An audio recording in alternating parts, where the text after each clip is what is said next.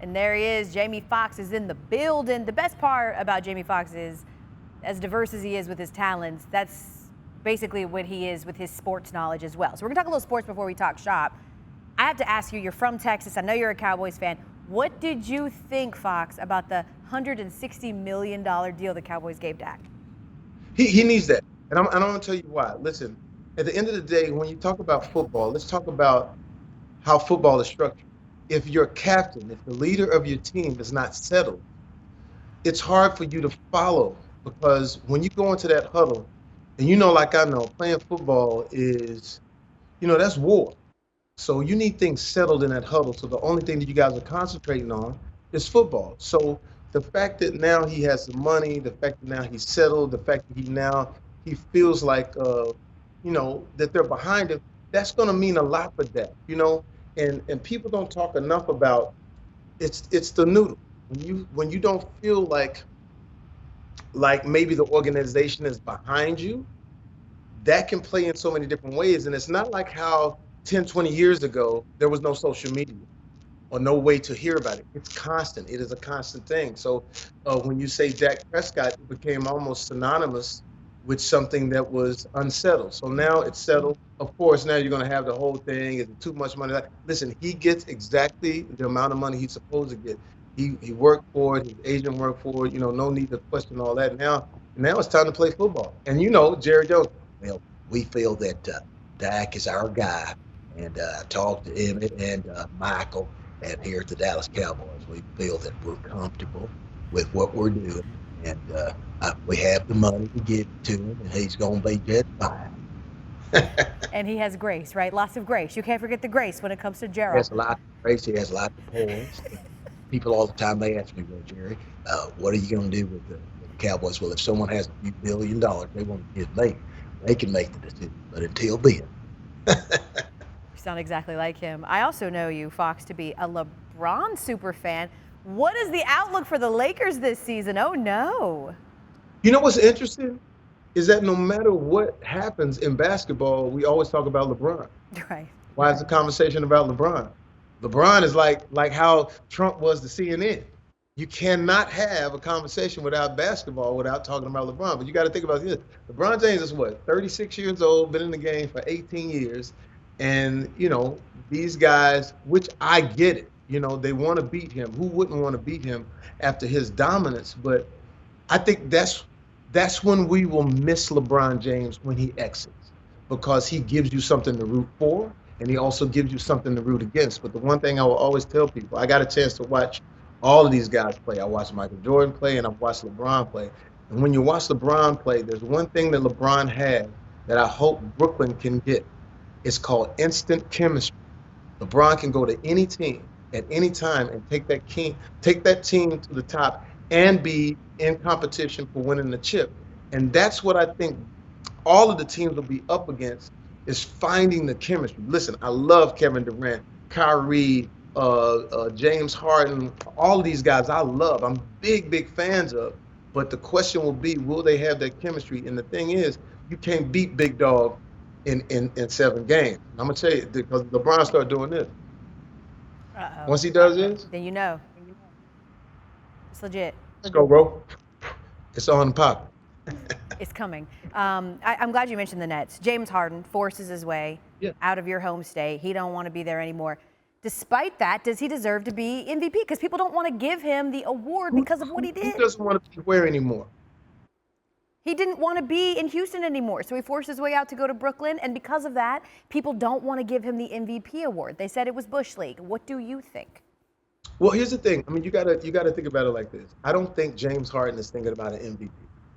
James Harden is thinking about a ring. And, now the lay of the land has changed. I know we're older and we think, oh, you stick with the team and then you go down with the team. And if the team is sinking, you drown with the team.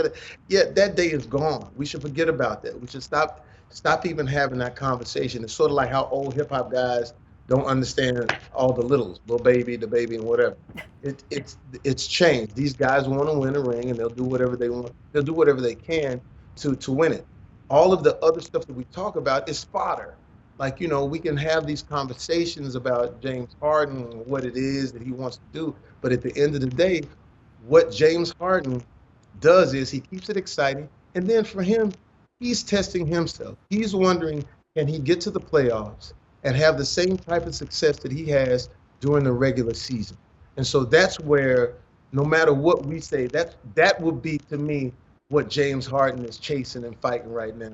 And I don't think it's any disrespect to the team. You got to understand, these guys are human. These guys are young. And what's interesting about basketball, we heap more on our NBA basketball players than any other sport. Fair. Think about how much. It's social, it's this, it's that, it's all of these things that don't really have anything to do with basketball. So I hope that this year will just be super exciting, man, to see these guys going at it. It's gonna be some things going on. But I still feel like LBJ. You can't count out LeBron, right? He's given you no reason to this point. I do want to talk about your show because James Harden is chasing essentially his Academy Award, and now you are back on a series. We loved the Jamie Foxx show, and now we've got your new show, Dad, Stop Embarrassing Me. If I were to ask either of your daughters, Fox, about the most embarrassing thing you've done to them, what would they say? Oh my God. First of all, with my oldest daughter, she started the cheerleading squad at Sierra Canyon.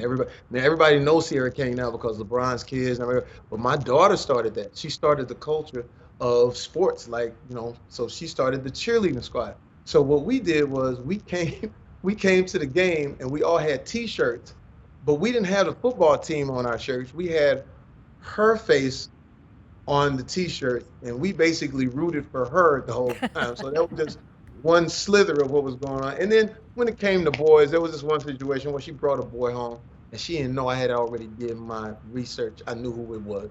I know what was going on. And Snoop happened to be at the crib. So I said, Snoop, go shake him up right there. So Snoop had all his boys going, hey, look here, cousin.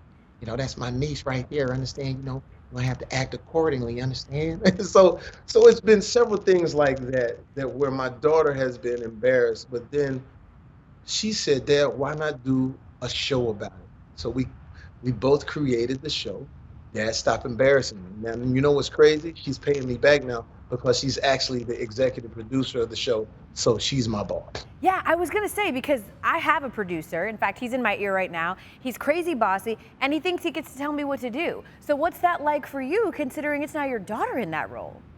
Watch this. First of all, she's paying me back for every time I ever embarrass her. Sure. And the second part is this, is that my execution is great. My hunches aren't always great, and she knows that. She knows that she needs to keep me okay, that's not the right joke. I was doing a joke on stage, I don't know what it was, but she called down to the stage and said, what are you doing? I'm being funny, right? She said, that ain't funny. You trying to get canceled? Okay, it's been 25 years. She booed you? So I was like, oh, snap. But you know what? I hats off to her. Black Girl Magic. She put it all together. Even the promos that's been rolling out, getting so much attention, she crafted all that and put it together. So, it's really a great feeling to go on Sunset Boulevard, where all of these iconic people that this city has bestowed or has entertained, and to see our billboard up. If you go on her Instagram and my Instagram right now, it's up at the post. So you know me, I'm a crier. So the tears start running down my face to see my baby up there doing her thing. You're a proud dad, and how could you not be? It's remarkable. Yeah. To be an executive producer on a show like this is amazing. Before we let you go, I have to ask you two quick things. In the sports world, Fox, we are 21 years removed from Willie Beeman making his first start in the AFFA. It stands to reason that he would probably be retired by now. What would he be doing in his post-retirement life? You know what he would be doing? He would be talking to some of these quarterbacks on his yacht, and he's telling them, "Hey, we about to have the Willie Beeman Award."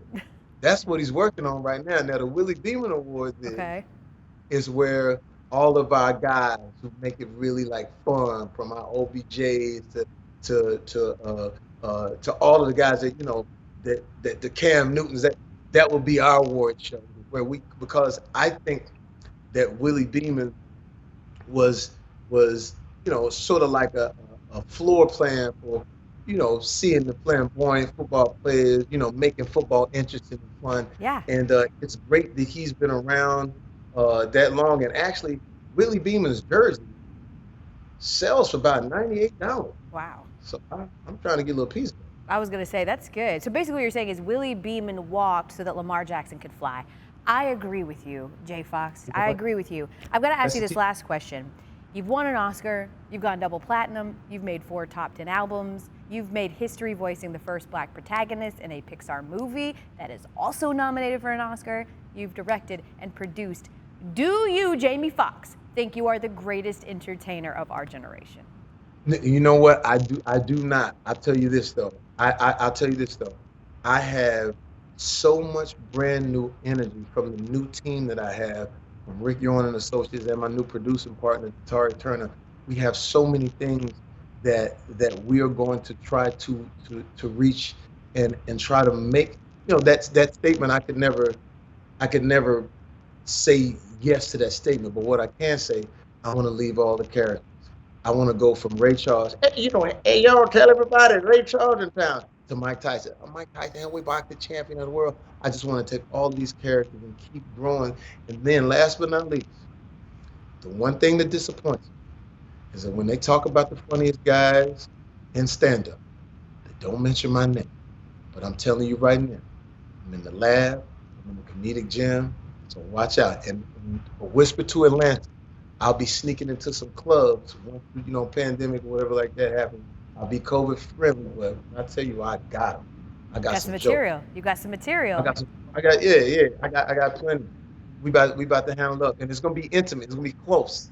So be ready. I want you. You don't have to. You might have to wear a bulletproof vest, and jokes will be coming so hard. So okay. I'm ready for that. We will be ready for that. I do have to say, you can't say it. I'll say it for you. You are the greatest entertainer of our generation. Dad, Stop Embarrassing Me is on Netflix April 14th. Jamie Foxx on SportsCenter. Thank you. Thanks for watching ESPN on YouTube. For live streaming sports and premium content, subscribe to ESPN+.